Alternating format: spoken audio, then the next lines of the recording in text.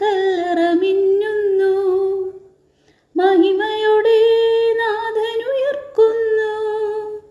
മുറിവുകളാൽ മൂടിയ മേനീതാ, നിറവോലും പ്രഭയിൽ മുഴുകുന്നു. തിരുശിരസിൽ മുൾമുടി ചൂടിയവൻ, സുരഭിലമാം പൂങ്കതിരണിയുന്നു. കണ്ണീരിൽ മുങ്ങിയ നയനങ്ങൾ കനകം പോൽ മിന്നി വിളങ്ങുന്നു. തിരുശിരസിൽ മുൾമുടി ചൂടിയവൻ, സുരഭിലമാം പൂങ്കതിരണിയുന്നു.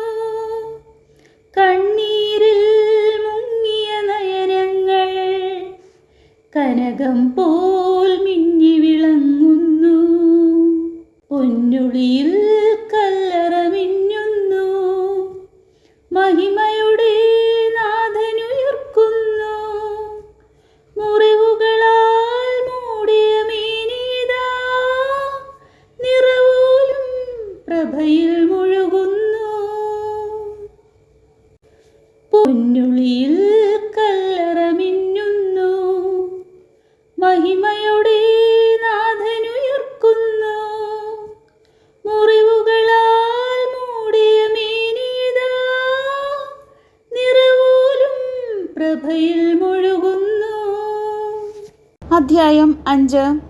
വിശ്വാസത്താൽ നീതീകരിക്കപ്പെട്ട നമുക്ക് നമ്മുടെ കർത്താവായ യേശു ക്രിസ്തു വഴി ദൈവവുമായി സമാധാനത്തിലായിരിക്കാം. നമുക്ക് കൈവന്നിരിക്കുന്ന ഈ കൃപയിലേക്ക് അവൻ മൂലം വിശ്വാസത്താൽ നമുക്ക് പ്രവേശനം ലഭിച്ചിരിക്കുന്നു. ദൈവമഹത്വത്തിൽ പങ്കുചേരാമെന്ന പ്രത്യാശയിൽ നമുക്ക് അഭിമാനിക്കാം. മാത്രമല്ല, നമ്മുടെ കഷ്ടതകളിലും നാം അഭിമാനിക്കുന്നു. എന്തെന്നാൽ കഷ്ടത സഹനശീലവും, സഹനശീലം ആത്മധൈര്യവും, ആത്മധൈര്യം പ്രത്യാശയും ഉളവാക്കുന്നു എന്ന് നാം അറിയുന്നു. പ്രത്യാശ നമ്മെ നിരാശരാക്കുന്നില്ല. കാരണം നമുക്ക് നൽകപ്പെട്ടിരിക്കുന്ന പരിശുദ്ധാത്മാവിലൂടെ ദൈവത്തിൻ്റെ സ്നേഹം നമ്മുടെ ഹൃദയങ്ങളിലേക്ക് ചൊരിയപ്പെട്ടിരിക്കുന്നു. നാം ബലഹീനരായിരിക്കെ നിർണയിക്കപ്പെട്ട സമയത്ത് ക്രിസ്തു പാപികൾക്ക് വേണ്ടി മരിച്ചു. നീതിമാനു വേണ്ടി പോലും ആരെങ്കിലും മരിക്കുക പ്രയാസമാണ്. ഒരുപക്ഷെ ഒരു നല്ല മനുഷ്യനു വേണ്ടി മരിക്കാൻ വല്ലവരും തുനിഞ്ഞെന്നു വരാം. എന്നാൽ നാം പാപികളായിരിക്കെ ക്രിസ്തു നമുക്ക് വേണ്ടി മരിച്ചു. അങ്ങനെ നമ്മോടുള്ള തൻ്റെ സ്നേഹം ദൈവം പ്രകടമാക്കിയിരിക്കുന്നു. ആകയാൽ ഇപ്പോൾ അവൻ്റെ രക്തത്താൽ നീതീകരിക്കപ്പെട്ട നാം അവൻ മൂലം ക്രോധത്തിൽ നിന്ന് രക്ഷിക്കപ്പെടുമെന്നത് തീർച്ചയാണല്ലോ. നാം ശത്രുക്കളായിരുന്നപ്പോൾ അവിടുത്തെ പുത്രൻ്റെ മരണത്താൽ ദൈവവുമായി രമ്യതപ്പെട്ടുവെങ്കിൽ രമ്യതപ്പെട്ടതിനു ശേഷം അവൻ്റെ ജീവൻ മൂലം രക്ഷിക്കപ്പെടുമെന്നതും തീർച്ച. മാത്രമല്ല, നമ്മുടെ കർത്താവായ യേശു ക്രിസ്തു വഴി നാം ദൈവത്തിൽ അഭിമാനിക്കുകയും ചെയ്യുന്നു. അവൻ വഴിയാണല്ലോ നാം ഇപ്പോൾ അനുരഞ്ജനം സാധിച്ചിരിക്കുന്നത്. ആദവും ക്രിസ്തുവും. ഒരു മനുഷ്യൻ മൂലം പാപവും, പാപം മൂലം മരണവും ലോകത്തിൽ പ്രവേശിച്ചു. അപ്രകാരം എല്ലാവരും പാപം ചെയ്തതുകൊണ്ട് മരണം എല്ലാവരിലും വ്യാപിച്ചു. നിയമം നൽകപ്പെടുന്നതിന് മുമ്പ് തന്നെ പാപം ലോകത്തിൽ ഉണ്ടായിരുന്നു.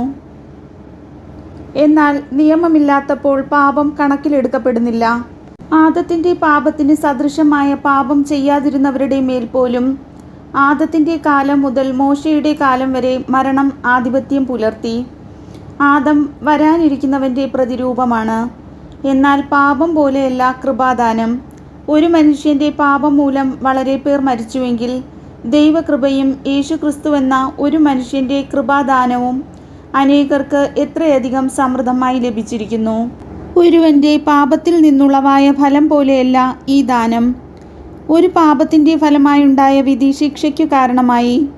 അനേകം പാപങ്ങൾക്കു ശേഷം ആഗതമായ കൃപാദാനമാകട്ടെ നീതീകരണത്തിന് കാരണമായി. ഒരു മനുഷ്യൻ്റെ പാപത്താൽ ആ മനുഷ്യൻ മൂലം മരണം ആധിപത്യം നടത്തിയെങ്കിൽ കൃപയുടെയും നീതിയുടെ ദാനത്തിൻ്റെയും സമൃദ്ധി സ്വീകരിക്കുന്നവർ യേശുക്രിസ്തു എന്ന ഒരു മനുഷ്യൻ മൂലം എത്രയോ അധികമായി ജീവനിൽ വാഴും. അങ്ങനെ ഒരു മനുഷ്യൻ്റെ പാപം എല്ലാവർക്കും ശിക്ഷാവിധിക്ക് കാരണമായതുപോലെ ഒരു മനുഷ്യൻ്റെ നീതിപൂർവകമായ പ്രവൃത്തി എല്ലാവർക്കും ജീവദായകമായ നീതീകരണത്തിന് കാരണമായി. ഒരു മനുഷ്യൻ്റെ അനുസരണക്കേടിനാൽ അനേകർ പാപികളായി തീർന്നതുപോലെ ഒരു മനുഷ്യൻ്റെ അനുസരണത്താൽ അനേകർ നീതിയുള്ളവരാകും. പാപം വർദ്ധിപ്പിക്കാൻ നിയമം രംഗപ്രവേശം ചെയ്തു. എന്നാൽ പാപം വർദ്ധിച്ചെടുത്ത് കൃപ അതിലേറെ വർദ്ധിച്ചു. അങ്ങനെ പാപം മരണത്തിലൂടെ ആധിപത്യം പുലർത്തിയതുപോലെ കൃപ നീതി വഴി നമ്മുടെ കർത്താവായ യേശുക്രിസ്തുവിലൂടെ നിത്യജീവനിലേക്ക് നയിക്കാൻ ആധിപത്യം പുലർത്തും. കർത്താവിൻ്റെ വചനം.